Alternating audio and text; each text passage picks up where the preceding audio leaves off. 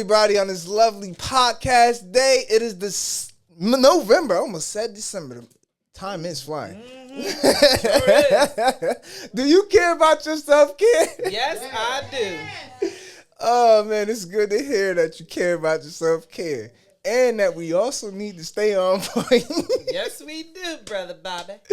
Oh, man. Next to me is our lovely Patrinella Thank Samuels. you. And, Don't forget the V. V Samuels. It's not French. But yes, this is the month of November, and we're doing a special episode today about mental health is mental wealth. Mental wealth is a lifelong support towards mental wealth. Did you know that? Because if you don't have your mind right, you might not be able to manage your finances right. So you can want all the money that you want all in the world just to have it, so you can have it, because you have the right to have it. You deserve it. But you got to make sure your mind is right for it, because it's like making room for a blessing to God, for God or your creator, whichever you believe in, to give you something and not know what to do with it or have room to receive it. So let's get ourselves right with our self-care. So do you care about your self-care? Again, yes, we do. Yes, of course I gotta ask. I say it again. I'm glad she on point with everybody else at. I know I said it once. I wanted to say it again because I want to make sure you on point.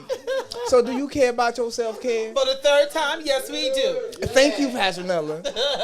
I don't know what's wrong with them. But yes. Yes. We're going to start it off with the first question and just ask you openly.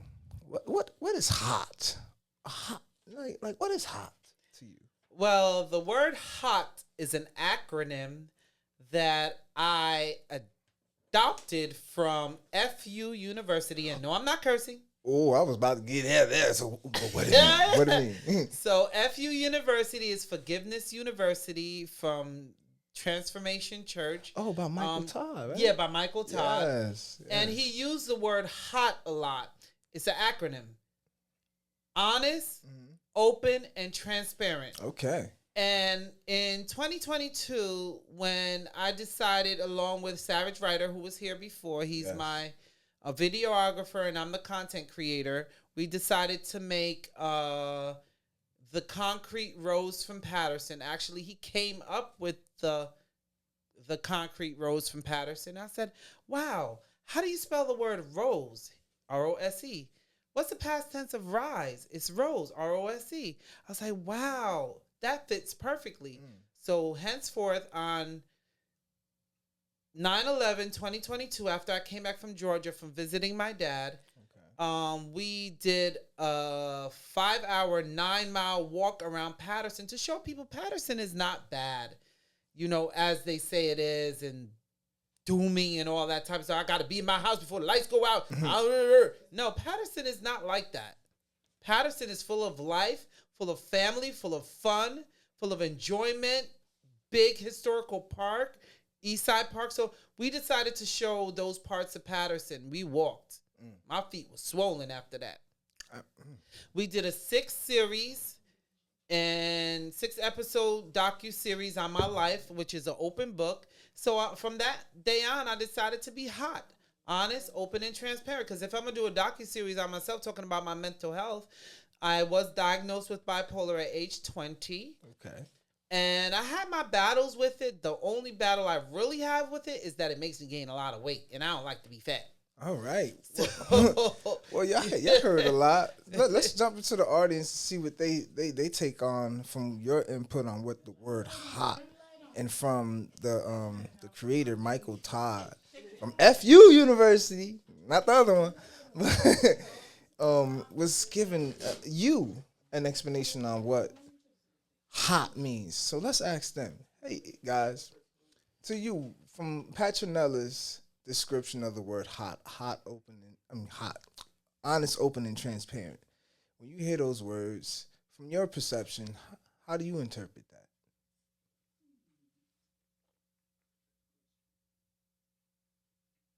Don't all answer at once.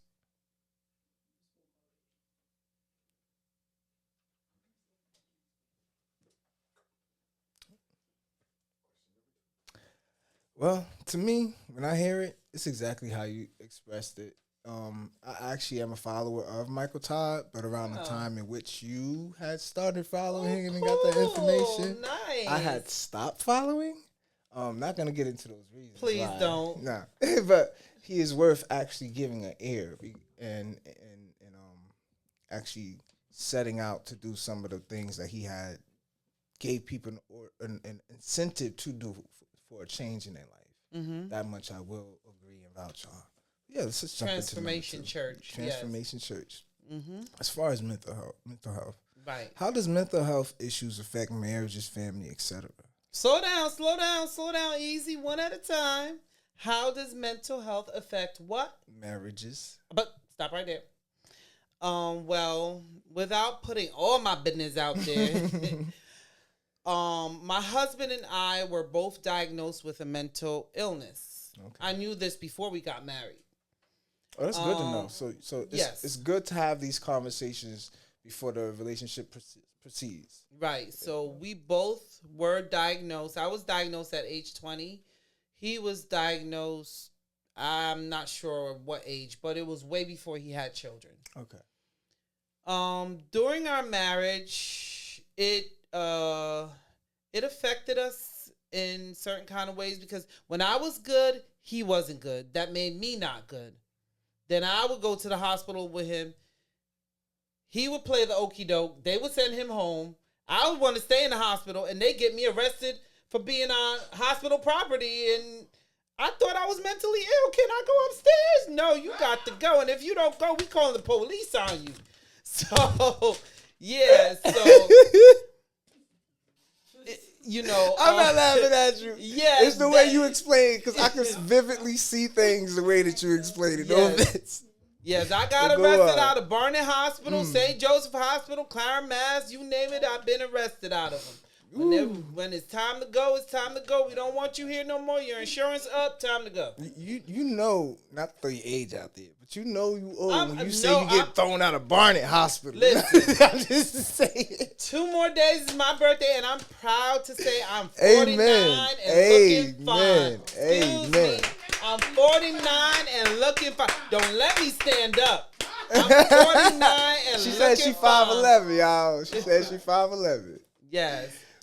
So my birthday is in 2 days, and I like to do things around my birthday because I wasn't always good on my birthday. My mom passed away in 2015, and I ended up in a psych ward 6 times in the space of 3 months after my mother passed. I was just reckless. I was just out of control. I was just.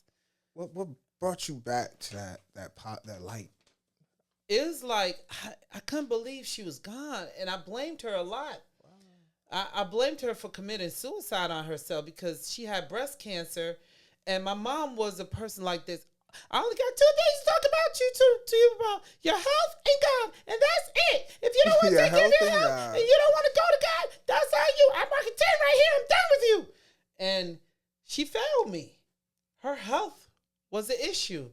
And she chose to live with breast cancer. She chose to keep it a secret from us. And that really crushed me because even though I ran away from her a lot because all she was talking about, God, and I would run away from her a lot, she was my pinnacle. She was my pinnacle of strength. She was the one that kept the family together. The matriarch. She was the matriarch. No, we ain't got no matriarch of the family. So, my mom kept it together. So it was like my anger, like I had trauma, a lot of trauma that I didn't realize I had. I mean, at age 20, the trauma came from being in school, because I came to this country in 1978. So at age 20, the trauma came from past life, growing up, past the school, getting teased and bullied, and then going to school in Jamaica and coming back and still dealing with that transition was a lot. Yes. So it was the not this. It's kind of like a displacement order, right, in your mind, but it was like the physicality part, the adjustment to it, the Right. new friends. No, I didn't have friends. My friends were my family members back then. Well, new associates, I should say. Right. New associates, new and teachers, a language. Actually, I like to be in a way because I wasn't bullied in Jamaica. I was bullied, but not in the same way. Yeah. It was like subliminal bullying. What was the transitioning of language like? I'm Jamaican, so I'm saying, like, as far as other people talking to you and understanding you when you first got here. Oh, they couldn't understand me. I spoke raw patois, like, and they teased me. You Jamaican, whatever. Go back to your, hut. I was very dark because I baked in the sun a lot. Out in the sun. Yeah, and I was tall for my age. Call me Dark Vader, all types of stuff. It was a lot of bullying. Let's leave the jokes out. I wasn't ready for Dark Vader. Vader. Whoever said that need a spanking. But let's jump into the third and final question. But I like that word. Oh, yes. We're going to go to the audience. Dealing with the audience now. For the audience, how does mental health issues affect your marriage, family, or etc.? Hey. Hi, I'm Sharon. With that, the mental issue with like family, I think is like it's hard, but it don't have to be hard. Yeah. Like out of my family, I ain't gonna say I just found out. I knew this probably when I was in my 20s. I'll be 55 next month, but it can come from a generation, and a lot of people don't think that. I suffer with it. My son suffered from it, and he's gonna be 25 this year. But to him, it's just like, oh, I don't got no problem. And I think that when I accepted, I was in my 30s, like really accepted, been like, okay, because I was always thinking what somebody else gonna say, because when they say mental health, people all of a sudden think crazy. Mm-hmm. But I mean, I think once I accepted it, it made me be aware more of myself and to know like I can. It's just a thing. You got to do work with it. Mm-hmm. It's like anything else. You got to do work with it. If you don't do no work with you, and then plus you add drugs and alcohol to it, it gets worse. Mm-hmm. And as for a relationship, yes. Oh, have I been there? But it's crazy because when you with somebody that's dealing with that, the other person don't think it's that serious. It's hard when you be with somebody and you identify yourself with it, but the other person probably be a little worse than you, but they don't never want to admit, I guess, because sometimes men, because of their pride, it's bad. It's bad. But I know once I identified with it and I got better with it, it was just like living normal. Like, I don't have to hold this in no more. I don't have to feel like, oh, I got to hold this in or this. Don't get me wrong, the anxiety come. Yeah. I have 3 personalities, which in today I says only certain people to know when the personality comes in. And that's only if you've been around the person a while. But to me, all the personalities is the same.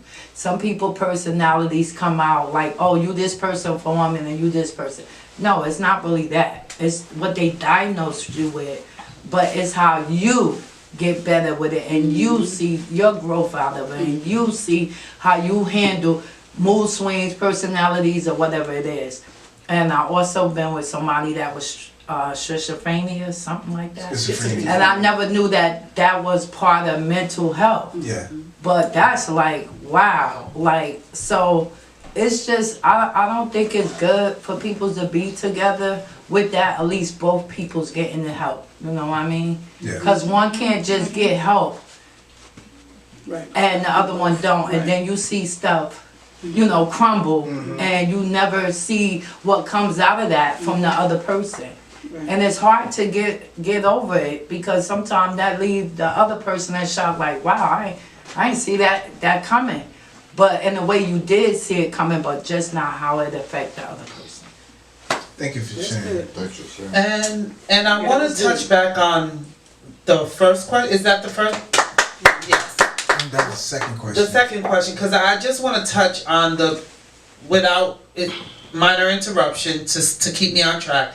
Marriage, my husband, my ex-husband, now he's my ex-husband, my husband, he helped a lot because there was a place in Paterson called Harbor House. I was going there, so he started going there.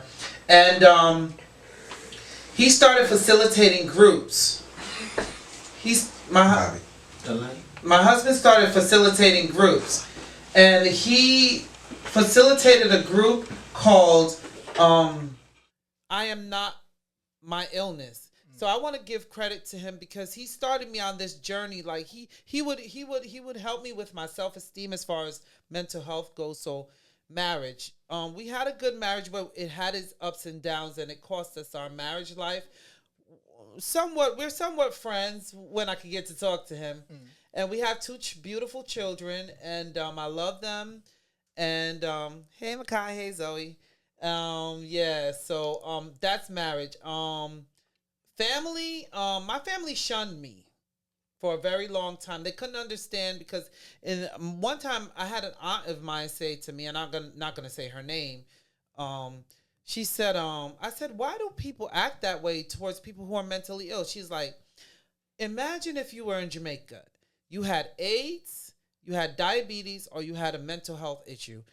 Which one you think would get the back burner, basically? And I was like, the person with the mental health issue? She said, sure, yes, exactly. So it's better to have AIDS or to be diabetic than to be mentally ill in Jamaica. So let me just tell you, a gentleman came out with a song called Mad Mi Amadot.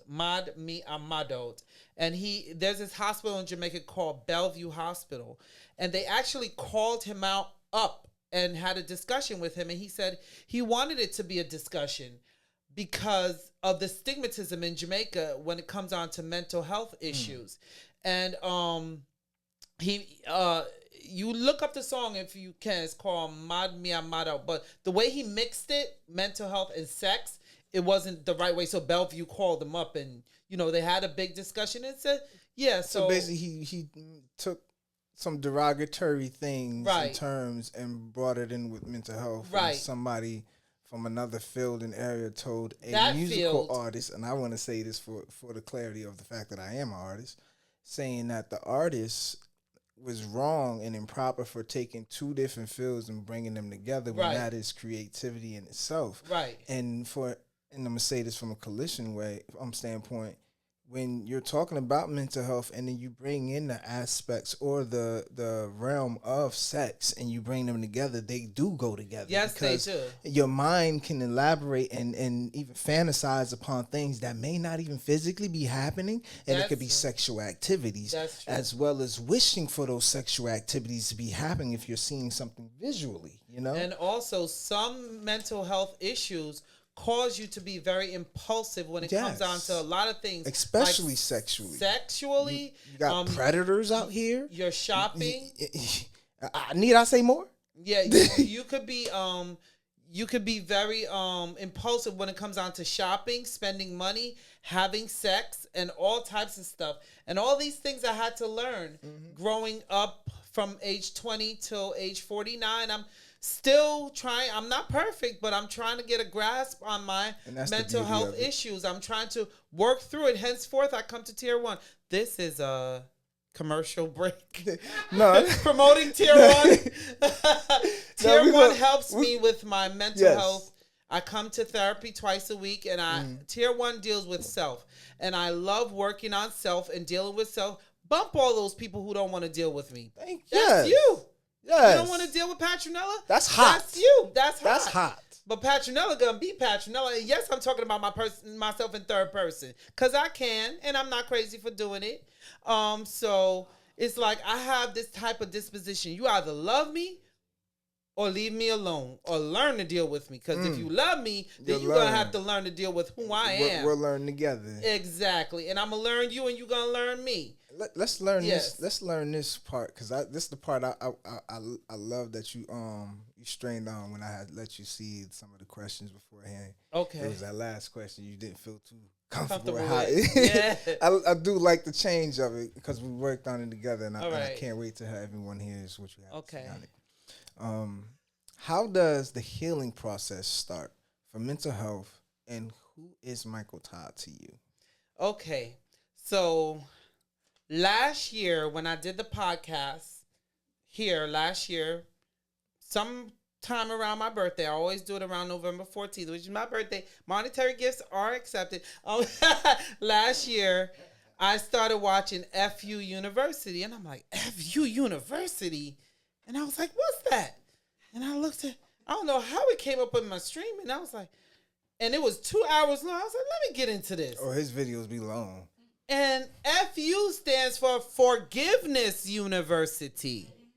And the forgiveness is not for the other person. It's for yourself. Mm-hmm. You forgive people for yourself. And you forgive, but don't you ever forget. Because I used to forgive and forget. No, forgive, but you never forget how that person hurt you so that it won't happen again. But one thing that Michael Todd does say when he says that, he says, don't hold it against them. No. Because then that's still holding hindrance against yourself from progressing and receiving God's truest form of his blessings for you. If you hold that against them, but just don't forget that Don't forget that it happened. It happened. Because sometimes you forgive them, but they don't forgive themselves. And that's where the problem lies, when they don't forgive themselves. They have to learn to forgive themselves for what the hurt and pain and trauma they caused you. And to themselves. And I'm going to tell you this. I told you last year, but I'm going to say it again. It wasn't you. It was Dr. Moody that was sitting here. I was about to say. Yes, it was Dr. Moody. My mother made me write letters to everybody that wronged me. Remember you oh said my that. God, that was so embarrassing. I had to ring the doorbell. I'm like, here's a letter. What's this? Just take it. And I would walk away. I felt so, because with me, my natural person, I could hold a grudge for years. Naturally. I'll pass you like I never met you. To live and let go. Yeah, but she forced it on me. You sure she forced it? Yeah, she made me write them letters. I ain't want to do it. Okay, that part, that's true. But in a retro, I wasn't mature enough. Because at that time it was like, okay, so I got diagnosed in 1996. May 23rd, and somebody knows who May 23rd is, 1996. They know who birthday that is. I don't have to say. One of my sisters. So, months after that, my mother had me writing letters to all these people. And she's like, you gonna write all them letters. First of all, write the list, and then write a letter to each and every one of them. And give it to them. I'm gonna be honest. Woo! Your mama sounds like I'd rather have your mama. She was a little thing, but she was 5'3". My father's 6'3". She was 5'3". That's Napoleon Dynamite. Packed with power. Let me tell you, that 5'3" was packed with power. Ooh. And I wasn't ready yet. I'm just now getting into that healing. That wanting to forgive, that wanting to bring togetherness with my family. If it happens, it happens. If it doesn't, it doesn't.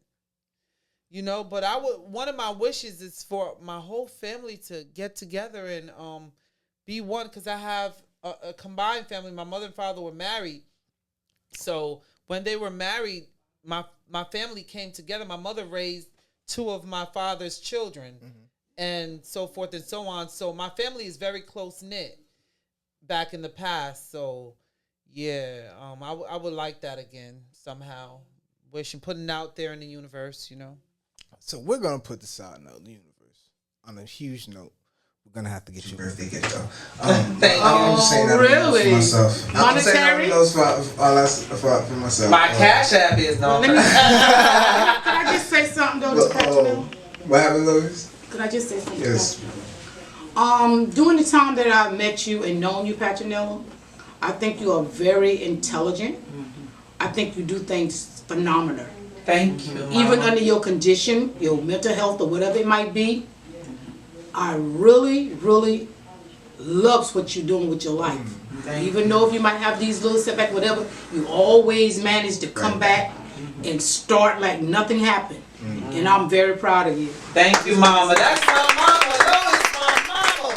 That's my mama. Patrinella. Yes, Ty.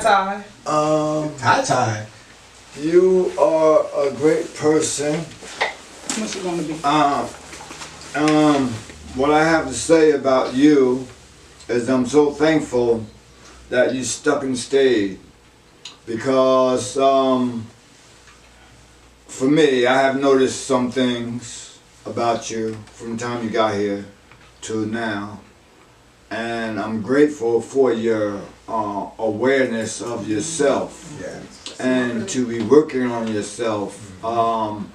It takes bravery in order to work on yourself, but first you got to find out what's wrong with yourself. You know, and for me, I'm delighted to see you here in this place, because we have used this place as a spiritual healing place, and I truly believe you receive that as you come in. No matter what you have to go through in order to get there, but you'll keep on working at it. And I appreciate that much. Thank you, Ty. We'll take one more person. Well, you asked the question of how, you said the second question was, well, how you deal with it, how you get, the last question was, how does the healing start for mental health? I think when you recognize that you do got the problem, you accept it, because a lot of people don't want to accept that. True. Nobody want to accept that, oh, something's wrong with me. But I think when you do, then you be free.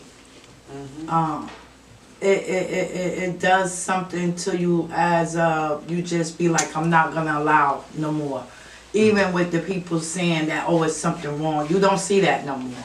And then when you place God in your life, it's just more easier to deal with it.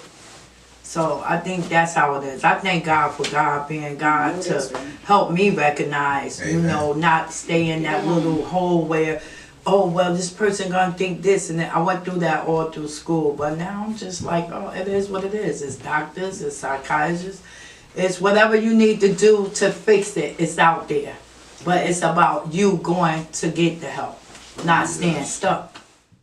Amen. Amen.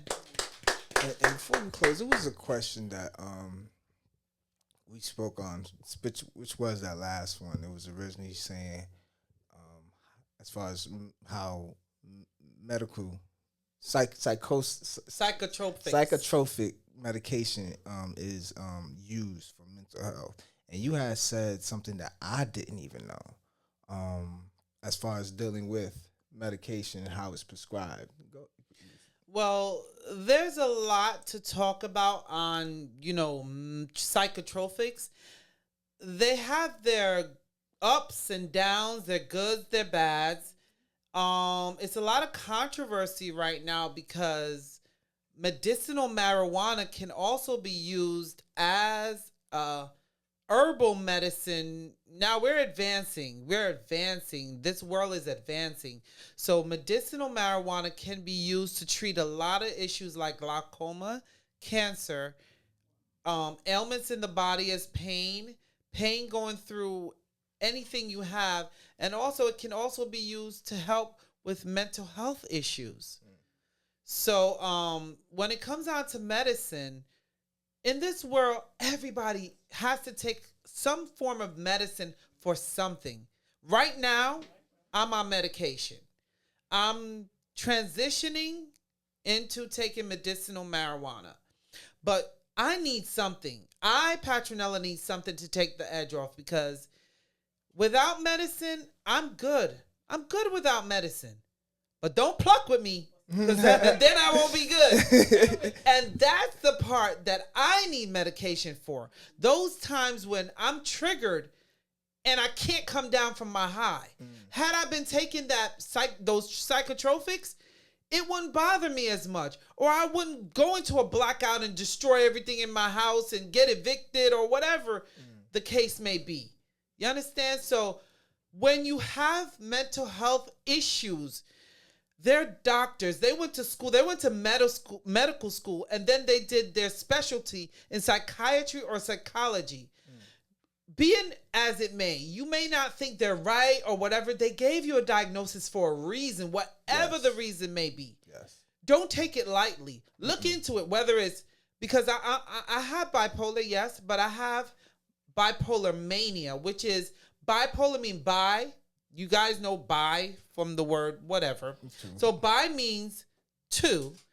Polar means two poles. So bipolar means either you're manicky or you're depressed. Manicky means you're very hyper, or depressed means you're very low, like down in the dumps or whatever.